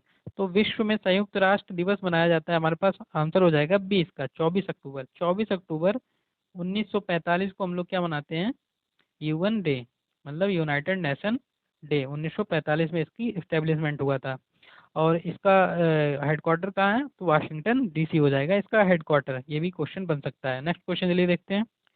66 नंबर है हमारे पास। अंतर्राष्ट्रीय न्यायालय कहाँ स्थित है? तो ए हमारे पास जिनेवा, बी हमारे पास द हेग और ऑप्शन सी हमारे पास एम्स्टर्डम और ऑप्शन डी हमारे पास वियना। तो इसके पास इसका आंसर हो जाएगा हमारे पास बी, द हेग। तो ये हमारे पास द हेग इसका अंतर्राष्ट्रीय न्यायालय हो जाएगा हमारे पास। तो ऑप्शन नंबर बी सही हो जाएगा। नेक्स्ट क्वेश्चन 67 नंबर हमारे पास। विश्व प्रसिद्ध खजुराहो मूर्ति कलाएं स्थित हैं? ऑप्शन ए हमारे पास गुजरात, ऑप्शन बी हमारे पास मध्य प्रदेश, ऑप्शन सी है उड़ीसा और ऑप्शन डी है महाराष्ट्र। तो खजुराहो के लिए इसका आंसर हो जाएगा हमारे पास एमपी में। कहाँ पर खजुराहो मूर्ति कलाएं स्थित हैं? एमपी, मध्य प्रदेश में हमारे पास है। इसका ऑप्शन नंबर हो जाएगा बी। तो आपको एक क्वेश्चन और बन सकता है हमारे पास। खजुराहो, खजुराहो का मंदिर किसने बनवाया था? तो ये चंदेल शासकों ने। किसने? चंदेल शासकों ने बनवाया था। लगभग 900 ईसा पूर्व में क्या बनाया था? खजुराहो मंदिर बनवाया था। किसने? चंदेल शासकों ने। तो ये हो जाएगा हमारे पास और एमपी में स्थित है। तो नेक्स्ट क्वेश्चन चलिए देखते हैं। 68 नंबर है हमारे पास। प्रसिद्ध नबकाले 12 उत्सव निम्नलिखित में से किस राज्य में से संबंध है? तो नबकाले 12 उत्सव, तो ऑप्शन ए हमारे पास केरल, बी है बिहार, सी है राजस्थान और डी है उड़ीसा। तो इसका आंसर हो जाएगा हमारे पास नबकाले 12 उत्सव उड़ीसा में मनाया जाता है। और कुछ हम लोग नृत्य वगैरह देख लेते हैं जो हमारे एग्जाम के लिए इम्पोर्टेंट है, मतलब आने वाले। जैसे केरल, केरल में हमारे पास ओणम एक फेमस हमारे पास क्या है, उत्सव मनाया जाता है एक तरीके से, नृत्य ओणम। ओणम हमारे पास फेस्टिवल है। और इसमें नृत्य मनाया जाता है, मोहिनी अट्टम हो जाता है केरल का, मोहिनी अट्टम हो जाता है। और इसमें राजस्थान में हमारे पास एक मनाया जाता है त्यौहार, घूमर डांस किया जाता है। और राजस्थान में कालबेलिया एक डांस होता है, राजस्थान में किया जाता है। तो चलिए नेक्स्ट क्वेश्चन हम लोग देखते हैं। तो 69 क्वेश्चन है हमारे पास। निम्न में से कौन सी एक हरित गृह गैस नहीं है? नंबर 1 मीथेन, बी नाइट्रोजन, सी कार्बन डाइऑक्साइड और डी क्लोरोफ्लोरोकार्बन, CFC। तो इसमें हमको बताना हरित गैस, हरित गृह गैस नहीं है, ग्रीन हाउस गैस नहीं है। तो इसमें हमारे पास आंसर हो जाएगा क्या? नाइट्रोजन। नाइट्रोजन हमारे पास ये हरित गैस नहीं है। तो हम लोग चलिए जान लेते हैं, इसका आंसर हो जाएगा बी। हम लोग जानते हैं कौन सी ग्रीन हाउस गैस होती है, कौन कौन सी। एक तो हमारे पास CO2 जो इसमें दिया हुआ है, उसके बाद मीथेन, मीथेन हो जाएगा, और CFC, ये तीनों क्या हैं? ग्रीन हाउस गैस हैं। और इसमें कौन सी ग्रीन हाउस गैस होती है? N2O नाइट्रस ऑक्साइड होती है। और इसमें ओजोन जो है हमारे पास, ओजोन गैस, ये भी हमारी क्या होती हैं? ग्रीन हाउस गैसेज होती हैं। ये हो जाएंगी हमारे पास CO2, CH4 मीथेन और CFC क्लोरोफ्लोरोकार्बन और N2O नाइट्रस ऑक्साइड और ओजोन। तो ये सभी हमारे पास ग्रीन हाउस गैसें हैं, नाइट्रोजन इसमें हमारे पास ग्रीन हाउस गैस नहीं है, तो इसका आंसर हो जाएगा बी। नेक्स्ट क्वेश्चन चलिए देखते हैं। 70 नंबर क्वेश्चन हमारे पास, अर्जुन पुरस्कार किस लिए दिए जाते हैं? नंबर 1 आपातकालीन स्थिति में विशिष्ट सेवा के लिए, नंबर बी युद्ध में वीरता के लिए, ऑप्शन सी खेल के क्षेत्र में उत्कृष्ट प्रदर्शन के लिए, ऑप्शन डी विशिष्ट समाज सेवाओं के लिए। तो इसका आंसर हो जाएगा हमारे पास अर्जुन पुरस्कार। आपने देखा होगा कि हर साल अनाउंस किया जाता है, तो ये खेल के लिए दिया जाता है अर्जुन पुरस्कार। ठीक है, चलिए नेक्स्ट क्वेश्चन देखते हैं। अब ये हमारे पास 71 से 75 तक गद्यांश आ गया हिंदी का। तो इसको हम लोग करने का सबसे आसान तरीका है कि हम लोग क्वेश्चन पढ़ते हैं और उसके बाद पैराग्राफ में ढूंढने की कोशिश करते हैं, या एक बार आप लोग पैराग्राफ पढ़ लीजिए इसको और उसके बाद आंसर दीजिए। तो चलिए हम लोग देखते हैं पहला वाला क्वेश्चन क्या है इसमें। तो इसमें पहला क्वेश्चन 71 नंबर में पूछ रहा है, उपयुक्त गद्यांश में प्रयुक्त स्प्रहणीय शब्द का अर्थ है। तो ऑप्शन ए हमारे पास प्राप्त करने योग्य, ऑप्शन बी है प्राप्त की हुई, और ऑप्शन सी हमारे पास त्याग करने योग्य, और ऑप्शन डी हमारे पास त्याग की हुई। तो हम लोग पैराग्राफ में इसको पढ़ के इसका आंसर देते हैं। देखते हैं पैराग्राफ में कहाँ पर है स्प्रहणीय लिखा हुआ है। हमारे पास ये पैराग्राफ में लिखा हुआ है, स्वतंत्रता संग्राम मनुष्य से उत्तम और स्प्रहणीय विशेषता पैदा करता है। तो इसका स्प्रहणीय विशेषता पैदा करता है मतलब प्राप्त करता है। इस तरीके से इसका आंसर हमारे पास देखिए क्या हो जाएगा। तो इसका आंसर हो जाएगा हमारे पास प्राप्त करने योग्य, उत्तम और स्प्रहणीय मतलब उत्तम प्राप्त करता और स्प्रहणीय प्राप्त करने योग्य। स्प्रहणीय मतलब होता है प्राप्त करने योग्य। ऑप्शन ए हमारे पास सही हो जाएगा इसका। नेक्स्ट क्वेश्चन देखते हैं। तो 72 नंबर हमारे पास, उपयुक्त गद्यांश में लेखक ने मुख्य रूप से बताया है कि, ऑप्शन ए हमारे पास आज़ादी में क्रांतिकारियों की विशेष भूमिका थी, ऑप्शन बी हमारे पास आज़ादी के संघर्ष में कृषकों का क्या योगदान था, और ऑप्शन डी हमारे पास गुलाम देश की दशा कैसी थी, ऑप्शन डी हमारे पास महात्मा गांधी के नेतृत्व में राष्ट्रीय आंदोलन कैसा था। तो देखते हैं किसका हम लोग पैराग्राफ में। तो बेसिकली इस पैराग्राफ में हमें स्वतंत्रता संग्राम में महात्मा गांधी के योगदान के बारे में दिखाया गया है कि कैसे किस प्रकार हम लोगों ने स्वतंत्रता प्राप्त की युद्ध करते हुए। तो इसका आंसर हो जाएगा हमारे पास डी वाला। तो ऑप्शन डी हमारे पास महात्मा गांधी के नेतृत्व में राष्ट्रीय आंदोलन कैसा था उसके विषय में इस पैराग्राफ में बताया है। चलिए नेक्स्ट क्वेश्चन देखते हैं। हमारे पास 73 नंबर क्वेश्चन है, उपयुक्त गद्यांश के लेखक का उद्देश्य क्या था? तो धार्मिक आस्थाओं और सद्व्यवहार को बढ़ावा देना, भारतीय स्वतंत्रता संग्राम की विशेषता बताना, अंग्रेजी राज्य के दोष गिनाना, और डी है जनतांत्रिकता से हानि बताना। तो आपने उसमें देखा ही एक पैराग्राफ में किसमें है, भारतीय राष्ट्रीय आंदोलन के बारे में बता रहा है कि स्वतंत्रता संग्राम की मतलब कैसे क्या हम लोगों ने क्या क्या युद्ध लड़ा। तो जब हम लोग पैराग्राफ पढ़ेंगे तो उसका हमको भावार्थ ले लेना पड़ेगा। तो उसका ऑप्शन हो जाएगा हमारे पास बी वाला हो जाएगा। चलिए नेक्स्ट क्वेश्चन देखते हैं। इसमें अगला क्वेश्चन हमारे पास, धर्मनिरपेक्षता से अभिप्राय है। तो सभी धर्मों का आदर, ऑप्शन बी हमारे पास धर्म में हस्तक्षेप करना, ऑप्शन सी हमारे पास धर्म की अवज्ञा, ऑप्शन डी हमारे पास किसी भी धर्म को ना मानना। तो हम लोग देखते हैं पैराग्राफ में कहाँ पर दिया हुआ है। तो हमारे पास ये दिया हुआ है कि हर वर्ग और जाति के लोग सम्मिलित थे। किसमें? इसमें देश के हर वर्ग और जाति के लोग सम्मिलित थे, चाहे वे धनी हो या गरीब हो, नर हो नारी हो, अथवा विभिन्न संप्रदायों के। इसके साथ ही यह एक धर्मनिरपेक्ष और स्वतंत्रता कर्मियों का संघर्षशील राष्ट्रीय आंदोलन था। धर्मनिरपेक्ष, तो धर्म निरपेक्ष मतलब होता है कि सभी धर्मों के लोग इसमें जुड़े हुए थे। तो सभी धर्मों का आदर करने वाला इसमें हो जाएगा हमारे पास ऑप्शन नंबर ए हो जाएगा। तो इसका हमारे पास ये लिखा हुआ है सभी धर्मों का आदर। तो धर्मनिरपेक्षता का अर्थ ये हो जाएगा। बेसिकली हमको वैसे भी पता होता है धर्मनिरपेक्षता मीन्स क्या होता है, तो हम लोग सीधे लगा सकते थे इसको। नेक्स्ट क्वेश्चन चलिए देखते हैं। 75 नंबर हमारे पास, कैसे माना जाए कि हमारा स्वतंत्रता संग्राम जनतांत्रिक था? तो ऑप्शन ए हमारे पास ये महात्मा गांधी के सद्व्यवहार और सदाचार का प्रतीक था, बी है इसमें हिंदू और मुसलमान सम्मिलित हुए थे, ऑप्शन सी हमारे पास स्वतंत्रता प्रेमियों का आंदोलन था, इसमें सभी जातियों वर्गों धर्मों के लोगों ने भाग लिया था। तो ऑप्शन डी हमारे पास सही हो जाएगा इसका आंसर। चलिए नेक्स्ट क्वेश्चन हम लोग देखते हैं। तो ये अब हमारे पास ये एक पैराग्राफ गद्यांश खत्म हो गया है। अब दूसरा गद्यांश हमारे पास, उसमें 76 से 80 नंबर तक क्वेश्चन है। तो चलिए उसको हम लोग देख लेते हैं जल्दी जल्दी। तो इस गद्यांश में हमसे पहला क्वेश्चन पूछा गया है, मानव की सृष्टि का लघु रूप माना गया है क्योंकि क्योंकि मानव को सृष्टि का लघु रूप माना गया है क्योंकि। तो हमारे पास ऑप्शन दिए गए हैं, ए मानव मन में घटित होता है वही सृष्टि में घटित होता है, बी हमारे पास मानव सृष्टि का सिरमौर है, मन की शक्ति अपराजय है। ऑप्शन डी हमारे पास लघु मानव की विधाता की सच्ची सृष्टि है। तो हम लोग देखते हैं पैराग्राफ में क्या है इसका, कि मानव को सृष्टि का रूप क्यों माना जाता है। तो ये हमारे पास पैराग्राफ में दिया हुआ है कि मानव मन में जो विचारणा के रूप में घटित होता है उसी का कृति रूप से, उसी का कृति रूप ही तो सृष्टि है। तो विचारणा मतलब विचार से जो होता है। तो इसका आंसर हम लोग देखते हैं क्या हो जाएगा, यहाँ से हमको मिल जा रहा है आंसर इसका। तो जो कह रहा था मानव मन में विचारणा से, तो ये हो जाएगा ऑप्शन नंबर ए इसका सही हो जाएगा कि मानव मन में जो घटित होता है वही सृष्टि में घटित होता है। तो ए हो जाएगा, इसका आंसर सही हो जाएगा। 77 नंबर हमारे पास क्या है कि वैज्ञानिक दृष्टि की अपेक्षाकृत अभाव होता है। वैज्ञानिक दृष्टि का अपेक्षाकृत अभाव होता है। ऑप्शन ए हमारे पास साहित्यकारों में, ऑप्शन बी हमारे पास साहित्य शास्त्री में, ऑप्शन सी हमारे पास शल्य चिकित्सक में, ऑप्शन डी हमारे पास वैज्ञानिक में। तो हम लोग ढूंढते हैं कि कहाँ पर लिखा हुआ है।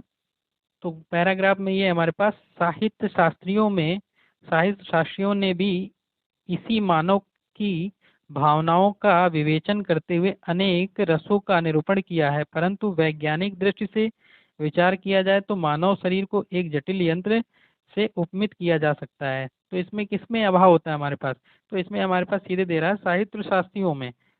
तो 77 नंबर का हमारा आंसर हो जाएगा साहित्य शास्त्रियों में वैज्ञानिक दृष्टि का अपेक्षाकृत अभाव होता है। तो बी हो जाएगा आंसर सही। नेक्स्ट क्वेश्चन देखते हैं। इसमें 78 नंबर क्वेश्चन हमारे पास, मानव शरीर को यंत्रवत कहा गया है क्योंकि। तो ऑप्शन ए हमारे पास मानव शरीर दृढ़ मांसपेशियों और अवयवों से निर्मित है। मानव शरीर यंत्र की भांति लावण्यमय होता है। और ऑप्शन सी हमारे पास अवयव रूपी पुर्जों को विकृत होने से शरीर में यंत्रवत निष्क्रिय हो जाता है। और ऑप्शन डी हमारे पास मानव शरीर विधाता की सृष्टि की अनुपम कृति है। तो हम लोग पैराग्राफ में ढूंढ लेते हैं। तो हमारे पास यहाँ पर पैराग्राफ में दिया हुआ है कि जिस प्रकार यंत्र के एक पुर्जे में दोष आ जाने पर सारा यंत्र गड़बड़ा जाता है, बेकार हो जाता है, उसी प्रकार मानव शरीर के विभिन्न अवयवों में से यदि कोई एक अवयव भी बिगड़ जाता है तो उसका प्रभाव शरीर पर पड़ता है। तो ये हमारे पास यहाँ से इसका आंसर निकल जा रहा है। तो इसका आंसर नंबर हो जाएगा सी, अवयव रूपी पुर्जों के विकृत होने से शरीर यंत्रवत निष्क्रिय हो जाता है। तो ऑप्शन नंबर सी हो जाएगा इसका आंसर सही। 79 नंबर क्वेश्चन हमारे पास, शल्य चिकित्सकों द्वारा स्वीकार की गई दायित्वपूर्ण चुनौती थी। नंबर एक, जीर्ण शरीर के स्थान पर स्वस्थ शरीर देना, मानव शरीर को मृत्यु से बचाना, अंग प्रत्यारोपण द्वारा शरीर को सामान्य बनाना, और ऑप्शन डी हमारे पास शल्य चिकित्सा का महत्व स्थापित करना।